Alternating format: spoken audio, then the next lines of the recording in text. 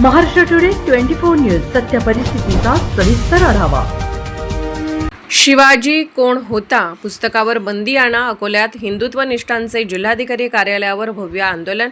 हिंदू राष्ट्र समन्वय समितीचे प्रसिद्धीपत्रक। कॉम्रेड गोविंद पानसरे लिखित शिवाजी कोण होता या पुस्तकात छत्रपती शिवाजी महाराजांचा एकेरी उल्लेख करून इतिहासाचे विकृतीकरण केल्याचा गंभीर आरोप करत हिंदू राष्ट्र समन्वय समिती आणि अकोल्यातील समस्त हिंदुत्ववादी संघटनांच्या वतीने आज जिल्हाधिकारी कार्यालयावर तीव्र निदर्शने करण्यात आली। या पुस्तकाद्वारे महाराजांचा इतिहास विकृत स्वरूपात मांडून हिंदूंच्या धार्मिक भावना दुखावल्या गेल्या असा संताप आंदोलकांनी व्यक्त केला। या वादग्रस्त पुस्तकावर तात्काळ बंदी आणावी या मागणीसाठी हिंदुत्व निष्ठांनी जिल्हाधिकारी वर्षा मीना यांना निवेदन सादर केले। इतिहासाचे विकृतीकरण आणि हिंदू अस्मितेवर आघात।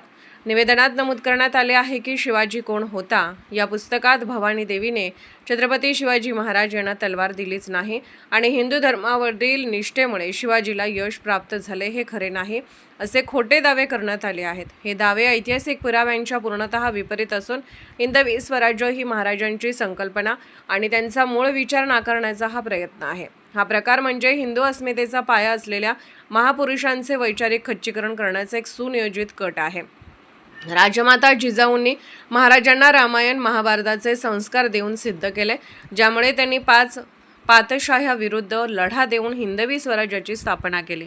असे असताना या पुस्तकाद्वारे त्यांची प्रतिमा मलिन केली जात आहे।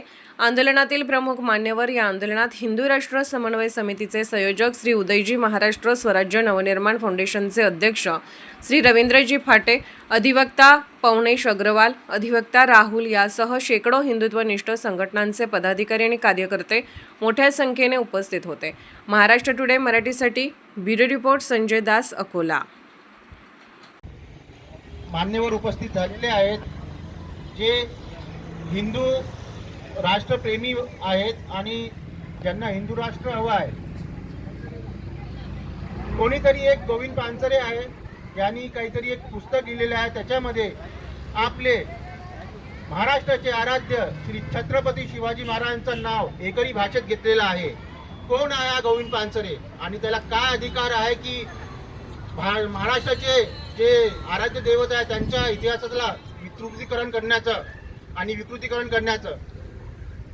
या गोविंद पानसरेच्या लिखित पुस्तकाला आमचा तीव्र विरोध आहे आणि ते पुस्तक तत्काळ स्वरूपात महाराष्ट्र शासनाने बंदी घालावं, अन्यथा आम्ही तीव्र आंदोलन छेडू। हेच आमचे महाराष्ट्रीयन लोकांची विद्यमान महाराष्ट्र शासनाला विनंती आहे।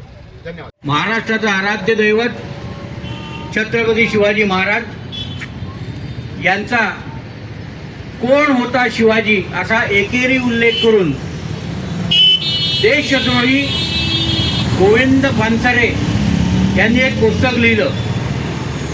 त्यांनी लिहिलेल्या पुस्तकानंतर अनेक तथाकथित इतिहासकारांनी पिवळी पुस्तकं छापून शिवाजी महाराजांचा आपल्या लेखनातून मोठ्या प्रमाणात अपमान केलेला आहे।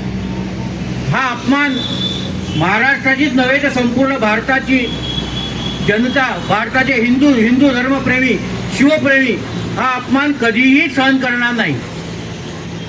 गोविंद पानसरेंनी लिहिलेल्या त्या पुस्तकांमध्ये शिवाजी महाराजांच्या अपमानाबरोबरच शिवाजी महाराजांच्या सह असलेले शिवाजी महाराजांनी कधी हिंदवी स्वराज्य हा शब्दप्रयोग केला नाही अशा प्रकारचे अनेक विभिन्न आरोप त्या पुस्तकातनं केले गेले आहे।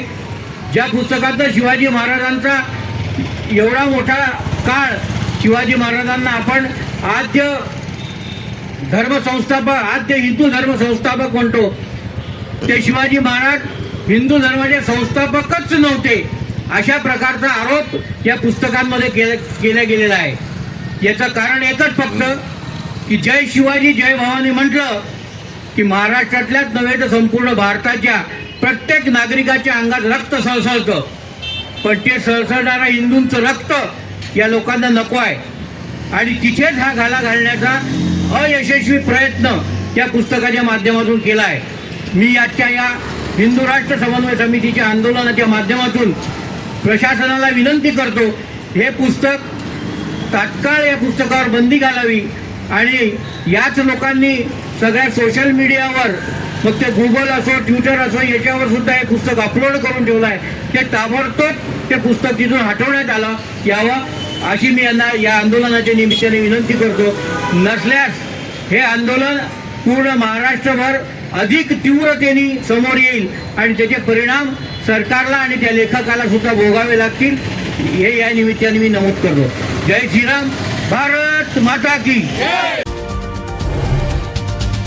आजच महाराष्ट्र टुडे 24 न्यूजला सबस्क्राईब करा आणि सत्य परिस्थितीचा सविस्तर आढावा पहा.